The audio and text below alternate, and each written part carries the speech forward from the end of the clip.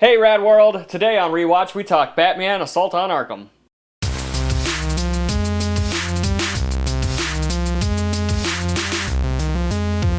Batman Assault on Arkham came out in 2014 and stars Kevin Conroy, Troy Baker, Neil McDonough, and was directed by Jay Oliva and Ethan Spalding. Jay Oliva is responsible for some of my favorite DC animated movies, including Batman The Dark Knight Returns and The Flashpoint Paradox. Ethan Spalding, also known for doing the DC animated movies such as Son of Batman and Justice League Throne of Atlantis, which is the Aquaman movie, which is great. That is definitely up there too as one of my favorites as far as the DC animated movies are concerned. If you're not watching these and you're a fan of DC, and you're a fan of Batman, a fan of just comic books and all of the big blockbuster movies that come out every year, if you're a fan of all these, then you really need to start watching these DC animated movies, because that's where DC is killing it right now. In the animated movies, as well as their TV shows, they are just ruling those markets. From the title, Batman Assault on Arkham, you're probably thinking it's a Batman movie, but it's not. This is a Suicide Squad movie, and the Suicide Squad in this adaptation is different than what you're going to see in the movie coming out later this week, which it changes throughout the comic books too, the characters, because they are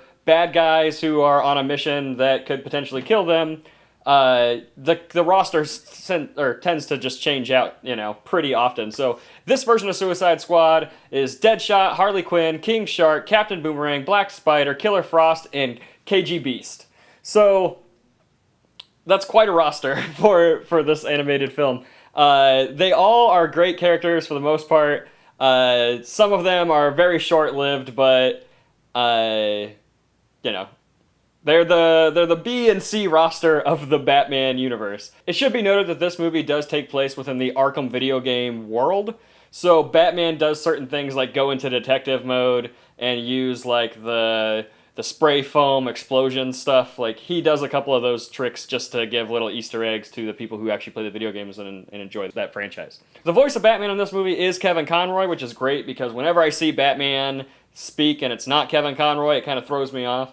The voice of the Joker, though, is Troy Baker, who does a fantastic job as the Joker. Deadshot's another main character in the story, and he's played by Neil McDonough, and he does great as it. One of the notable voice actors in the movie is Giancarlo Esposito, who played Gus Fring in Breaking Bad. He is the voice of Black Spider, which is a very, C villain for Batman. In this movie, Amanda Waller puts together the Suicide Squad to break into Arkham Asylum and kill the Riddler because he has valuable information that she doesn't want to get out.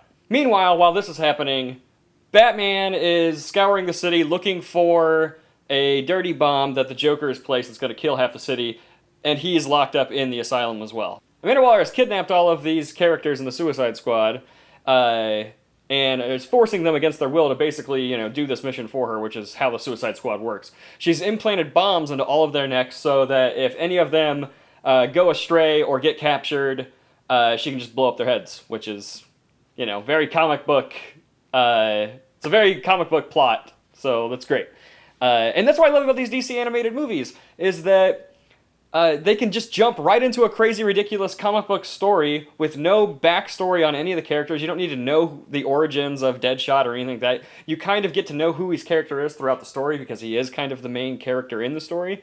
But you don't need to know how he became Deadshot. You don't need to know how King Shark became King Shark. You just unleash all these characters into the world and, let them do their thing and never have to really explain it and just accept it for a comic book movie. And it's great. And that's why I love the DC animated films, because they can do the crazy, ridiculous stories that you want to see in the live action movies that never get to be told. The interesting thing about the Suicide Squad is that when they're working together, none of them like each other. They're all being forced to work together. So you have all these characters who can't trust each other. And then, you have characters double-crossing each other, as well as Batman getting involved, the Joker gets involved, the Riddler gets involved. So you have all these characters thrown into the asylum, like into Arkham Asylum, with all these other things happening, and they're supposed to complete a mission, and the way that pans out ends up being just a really fun and exciting story. Harley Quinn's character in this is really an interesting one because the Joker's locked up in the asylum, so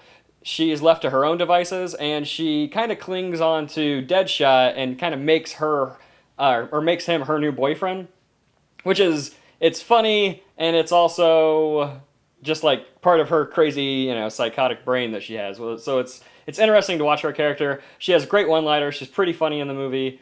Deadshot's character is a little bit more straightforward than the rest of the Suicide Squad. He's more of just like your action hero kind of character, but he is a bad guy. But he's like the anti-hero in the story, so you're kind of rooting for him to make it back to his daughter. That's kind of his only goal, is to get out of this whole thing alive. King Shark is great. He's funny. He's just kind of like big dumb brute. His interactions with Killer Frost, those two together are they make a great like little team. They kind of form a little bit of a love interest there, which is just, I don't know. It actually works really well for the movie. Captain Boomerang is just kind of a crazy character who throws boomerangs. I've never found him to be that compelling of a character, and even in this, he's there. He's kind of funny. He's kind of a wild card. So he's definitely the member of the Suicide Squad where none of the other guys can truly trust. So you're always waiting for him to do a double cross. So as the story progresses and they go into Arkham, and the Joker gets unleashed upon them, you get some really nice Batman and Joker story stuff, as well as Joker dealing with Deadshot, who is now with Harley, and him being pretty upset about that. So the Joker having to deal with all those things makes his character really interesting and makes his decisions even more crazy than what they normally are. The finale of this movie ends up being one of my favorite moments in DC's animated history, because you get Batman and Gordon and the police force fighting against all of Batman's like A-lister villains, as well as the Suicide Squad, and the Suicide Squad fighting against one another, and the Joker and the Riddler, and it just all plays out in this big epic finale where nobody can trust anybody, and it's just one big like blockbuster kind of showdown, which ends up being a lot of fun and really enjoyable to watch. I give Batman Assault on Arkham a 3.8 out of 5. It's definitely enjoyable, definitely worth watching.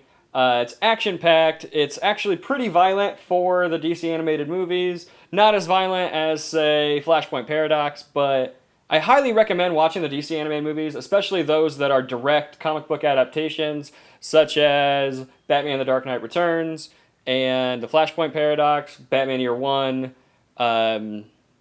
Those ones are definitely my favorite ones, so I highly recommend those. Alright, Rad World, if you like this episode, be sure to hit that like button and subscribe, share it with your friends, check out the rest of the DC animated movies, and we'll see you guys next time here on Rad Entertainment. You didn't have to know that. You Right. just had to know that she opens doors without looking through peepholes. I know that you want to look really good on the show right now, but I think that you could probably use that.